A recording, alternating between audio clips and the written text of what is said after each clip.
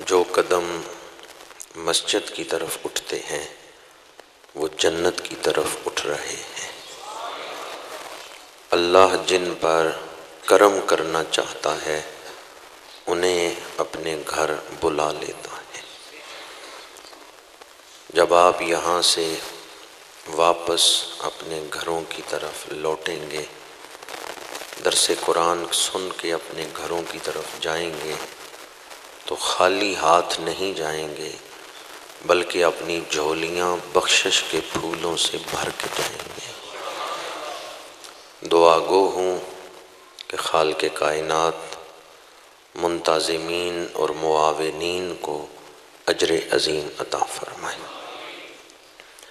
اس دفعہ درس قرآن ماہ سفر المظفر میں انعقاد پذیر ہے، تو اس مناسبت سے میزبان دوستوں نے اعلیٰ حضرت الشاہ احمد رضا خان بریلوی رحمۃ اللہ تعالی علیہ اور تعلیمات اولیاء کرام کے حوالے سے موضوع دیا ہے۔ چند گھڑیاں اس حوالے سے گفتگو کروں گا۔ اللہ تعالیٰ مجھے حق گوئی کی توفیق عطا فرمائے۔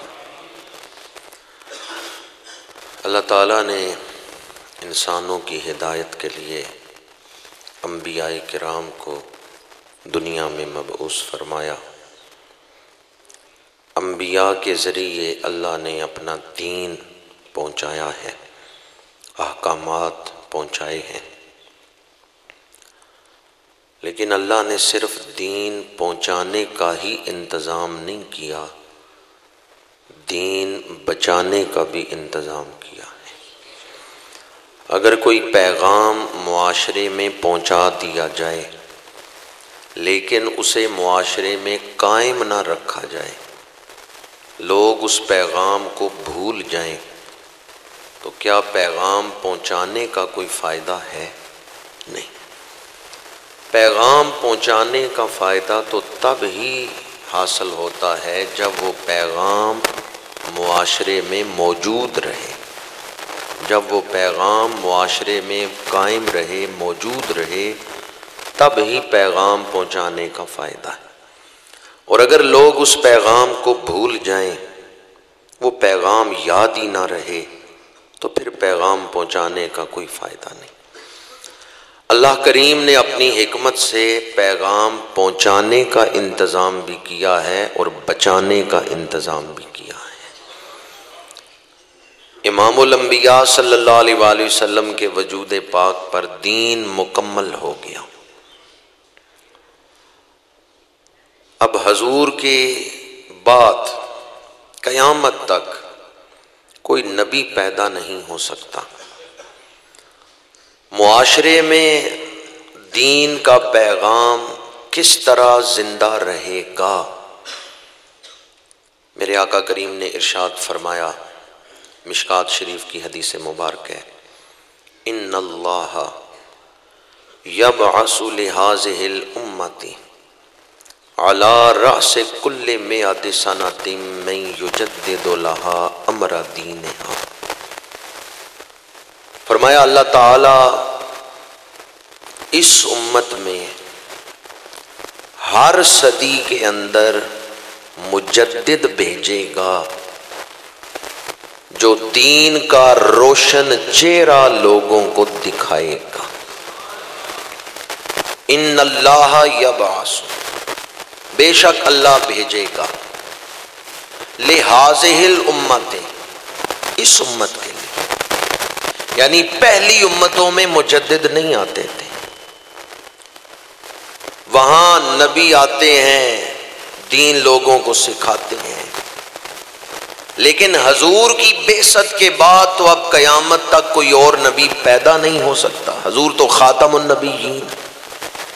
فرمایا اللہ نے اس امت کو یہ خصوصیت عطا فرمائی ہے، ان اللہ لہذہ الامۃ، لہذہ الامۃ، اس امت کی یہ خصوصیت ہے کہ اللہ تعالیٰ اس میں بھیجے گا من یجدد لہا امر دینہا، اسے بھیجے گا جو دین کا روشن چہرہ لوگوں کو دکھائے گا۔ کب بھیجے گا، کتنے عرصے میں بھیجے گا؟ حدیث کے درمیان یہ الفاظ ہیں، علی رأس کل مئات سنۃ، ہر صدی میں، ہر 100 سال پورے ہونے پر، تو ہر صدی میں اللہ مجدد بھیجے گا جو دین کا روشن چہرہ لوگوں کو دکھائے گا۔ یہاں حدیث پاک میں لفظ آیا ہے من یجدد لہا، تو من کا لفظ واحد کے لیے بھی بولا جاتا ہے، جمع کے لیے بھی بولا جاتا ہے۔ ممکن ہے صدی میں ایک ہی شخص آئے جو پوری دنیا کے اندر دین کی تجدید کرے، اور ممکن ہے مجدد دین کی جماعت آئے جس میں ہر مجدد الگ الگ شعبے میں کار تجدید سر انجام دے رہا ہو۔ ممکن ہے کہ مجددین کی جماعت اللہ مبعوث فرماتا ہو ہر صدی میں، کیونکہ من کا لفظ واحد کے لیے بھی بولا جاتا ہے اور جمع کے لیے بھی بولا جاتا ہے۔ مجدد کی پہچان اس حدیث پاک میں بیان کی گئی ہے کہ مجدد کون ہوگا؟ من یجدد لہا امر دینہا، وقت گزرنے کے ساتھ حالات بدلتے ہیں تو دین کا جو اصل چہرہ ہے اس پر گرد پڑ جاتی ہے۔ علماء سوء غلط تشریحات کرتے ہیں، عوام کی طبیعتوں میں جو غفلت اور سستی ہے اس سے بھی وہ دین کی اصلی حقیقت سے آگاہ نہیں رہتے، اسے بھول جاتے ہیں۔ تو مجدد آ کر اس گرد کو ہٹا کر وہ جو وقت گزرنے کے ساتھ دین کی حقیقت لوگوں کی نگاہوں سے چھپ گئی ہے، دین کا اصل چہرہ لوگوں کی نگاہوں سے اوجھل ہو گیا ہے، مجدد آتا ہے تو گرد ہٹا کر دین کا اصل چہرہ لوگوں کو دکھاتا ہے۔ مجدد سنت رسول کو عام کرتا ہے۔ اب اس کار تجدید کے لیے جو پہلی شرط ہے وہ ہے دین کا علم۔ جس کے پاس علم نہیں وہ کار تجدید نہیں سر انجام دے سکتا۔ پہلی شرط کیا ہے؟ دین کا علم۔ دین کا علم حاصل کرنا صرف مجدد کے لیے ہی ضروری نہیں، ہر مسلمان پر دین کا علم حاصل کرنا فرض ہے۔ طلب العلم فریضۃ علی کل مسلم و مسلمۃ، نماز فرض ہے، روزہ فرض ہے، صاحب استطاعت پر زندگی میں ایک دفعہ حج کرنا فرض ہے، صاحب نصاب پر حولان حول ہونے کے بعد، سال گزرنے کے بعد زکوٰۃ دینا فرض ہے۔ تو اسی طرح دین کا علم حاصل کرنا بھی ہر مسلمان پر فرض۔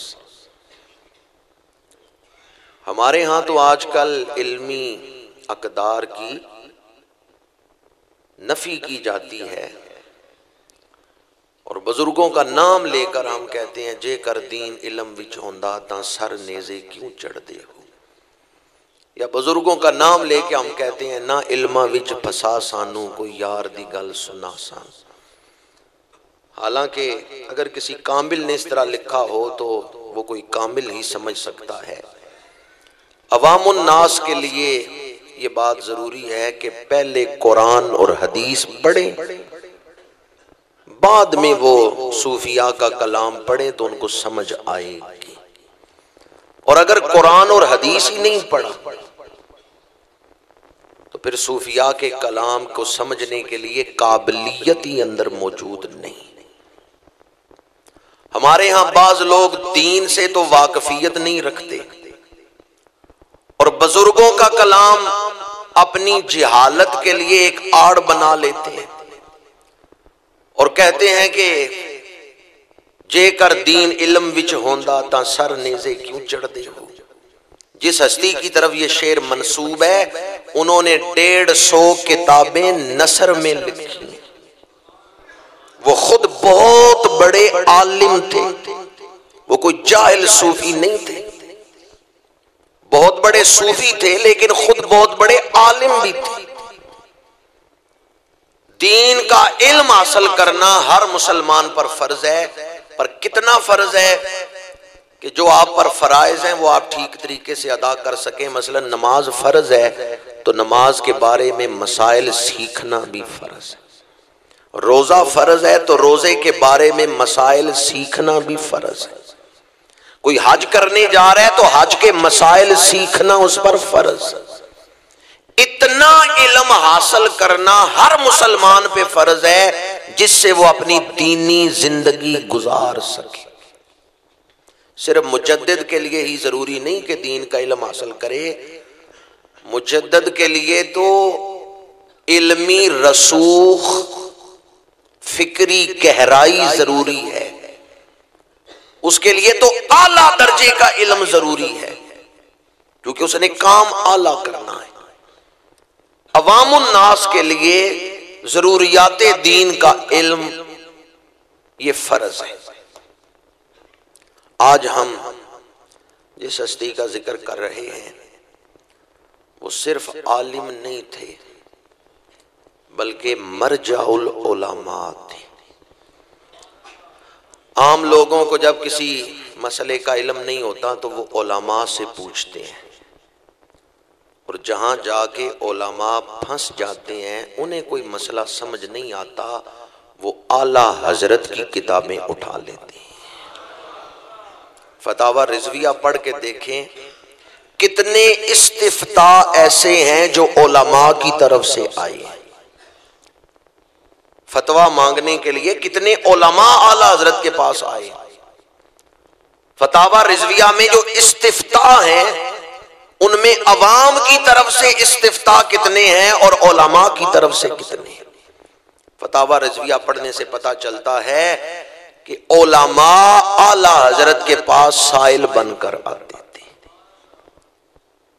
جن کے شاگرد صدر الافاضل ہیں وہ خود کتنے بڑے عالم ہوں گے، جن کے شاگرد صدر الشریعہ ہیں استاد کا علم کتنا ہوگا، جن کے در کے فیض یاب، جن کے گلشن کے پھول مفتی احمد یار خان نعیمی ہوں اور ابو البرکات ہوں اور علامہ سردار احمد محدث اعظم پاکستان علامہ سردار احمد لائل پوری ہوں، یہ سارے اس گلشن کے پھول ہیں، تو اس گلشن کے مالی کی شان کیا ہوگی۔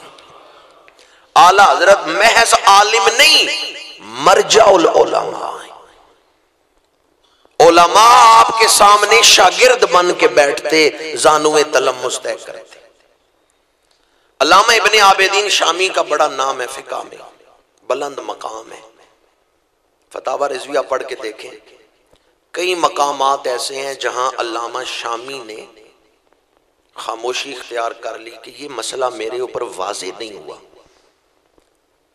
یہ نو پیش آمدہ مسئلہ میرے اوپر کھلا نہیں۔ علامہ شامی نے خاموشی اختیار کر لی کہ میں اس مسئلے کو واضح نہیں کر سکتا، اس مسئلے کو اعلیٰ حضرت کھول رہی ہیں، اور اعلیٰ حضرت فرما وہاں ادب کے ساتھ لکھتے کیا ہیں، ظہر علی بے برکت خدمت کلمات کا۔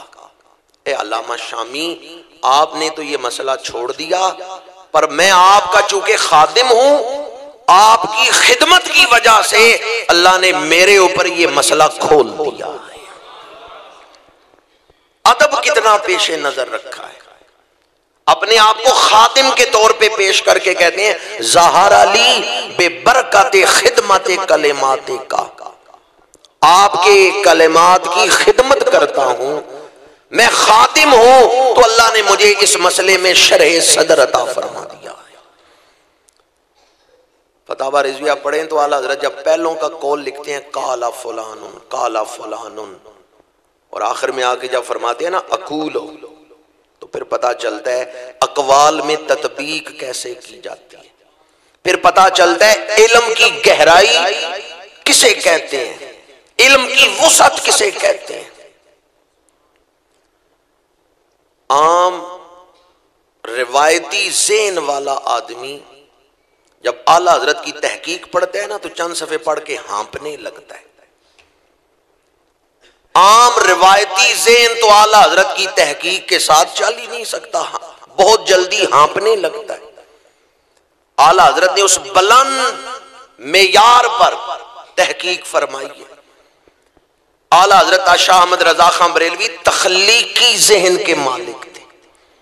یہ علماء جانتے ہیں روایتی ذہن اور تخلیقی ذہن میں فرق کیا ہے۔ میں صرف اتنا ہی کہوں گا، عوام الناس کے لیے گفتگو مشکل نہ ہو، اس لیے زیادہ علمی مسائل نہیں آپ کے سامنے اعلیٰ حضرت کے حوالے سے گفتگو کرنا چاہتا کہ وقت کے دامن میں بھی اتنی وسعت نہیں ہے۔ اعلیٰ حضرت شاہ احمد رضا خان بریلوی کی کتابوں کے نام بھی جو پڑھ نہیں نہ سکتے، کتاب کا نام نہیں پڑھ سکتے، وہ اعلیٰ حضرت پر اعتراض کرتے ہیں۔ تو پہلے ہمیں اپنی علمی قابلیت بھی دیکھ لینا چاہیے، اپنا مبلغ علم بھی دیکھ لینا چاہیے اور پھر اعتراض کرنا چاہیے۔ اعلیٰ حضرت نے تو ہر کتاب کا نام بھی تاریخی رکھا ہے، یعنی جس سن میں کتاب لکھ رہے ہیں کتاب کے نام کے اعداد نکالیں تو وہ سن سامنے آ جائے۔ اعلیٰ حضرت شاہ احمد رضا خان بریلوی کا جو تخلیقی ذہن ہے، روایتی ذہن نہیں، تخلیقی ذہن، آپ نے یہ جو انداز اختیار فرمایا کتابوں کے نام تاریخی، یہ بھی آپ کے تخلیقی ذہن کی گواہی ہے۔ اعلیٰ حضرت نے جو کتابیں لکھی ہیں اگر وہ ساری کتابیں ایک جگہ اکٹھی رکھی جائیں اور کوئی اجنبی آدمی آ کے دیکھے، اعلیٰ حضرت کی کتابوں کو اٹھا کے دیکھے، ان میں جو بلند معیار تحقیق ہے اس کو دیکھے اور پھر اتنی کتابیں دیکھے، 1200 کتابیں دیکھے، تو وہ پکار اٹھے گا کہ حکومت نے کوئی بینچ بنایا تھا علماء کا، حکومت نے علماء کی کوئی کمیٹی تشکیل دی تھی، علماء کی وہ کمیٹی تحقیق کرتی رہی ہے اور پھر اتنی کتابیں لکھی گئی ہیں، کیونکہ ایک شخص اتنی اعلیٰ درجے کی تحقیق کر کے 1200 کتابیں نہیں لکھ سکتا۔ ویسے اگر صرف گنتی پوری کرنی ہو نا، صرف گنتی پوری کرنی ہو تو آپ 1000 کتابیں کیا 2000 لکھ سکتے ہیں۔ صرف بھرتی کرنی ہو، اس میں نفس مضمون اور تحقیق کا معیار پیش نظر نہ ہو تو چاہے جتنے مرضی رسالے چھاپ دیں، لیکن اگر تحقیق کا اعلیٰ معیار سامنے رکھ کے 1200 کتابیں لکھے تو پتہ چلتا ہے آنکھوں کا تیل نچڑ جاتا ہے، دماغ کے پردے خشک ہو جاتے ہیں اگر تحقیق کا وہ معیار سامنے رکھے۔ لوگ تو اعلیٰ حضرت کی کتابیں پڑھتے ہوئے تھک جاتے ہیں، لکھنے والے کو کتنی محنت سے گزرنا پڑا ہوگا۔ اگر کسی اجنبی کو اعلیٰ حضرت کی کتابیں دکھا کے کہیں بھئی یہ 1200 کتابیں ہیں اور لکھی ہیں ایک شخص نے، وہ نہیں مانے گا۔ اعلیٰ حضرت کا نام نہ بتائیں، ویسے کہیں یہ 1200 سے زیادہ کتابیں ایک شخص نے لکھی ہیں، وہ نہیں مانے گا، کیونکہ جب تک اللہ کا خاص فضل شامل حال نہ ہو اتنا علمی ذخیرہ چھوڑنا کسی ایک شخص کے بس کا کام نہیں۔ اس لیے اعلیٰ حضرت کو جب پڑھا جائے تو اس بات کا احساس ہوتا ہے کہ اعلیٰ حضرت بحر العلوم ہے۔ میں اکثر ایک مثال دیتا ہوں، ایک اندھے شخص کو سارا دن ڈنگا شہر پھراتے رہیں، شام کے وقت اسے پوچھیں بھئی شہر میں کیا کیا دیکھا ہے، اندھا کچھ بتا سکتا ہے؟ نہیں، کیونکہ اس کے پاس وہ آنکھ ہی نہیں۔ جس طرح اندھا شخص شہر کی عمارتیں نہیں دیکھ سکتا، اندھا شخص شہر میں موجود تفریحی مقامات، سیر گاہیں، عمارتیں انہیں دیکھ نہیں سکتا، اسی طرح جو شخص خود جاہل ہے، قابلیت نہیں رکھتا، وہ عظیم ہستیوں کے اندر جو عظمت ہوتی ہے اس کو بھی نہیں دیکھ سکتا۔ عظیم ہستیوں کے اندر جو عظمت کردار، سیرت کی عظمت یا سوچ کی بلندی، جو خود اہل فضل میں سے ہوگا وہی کسی دوسرے کی فضیلت کو بھی پہچان سکے گا، اور جو خود اندھا ہے وہ عظیم ہستیوں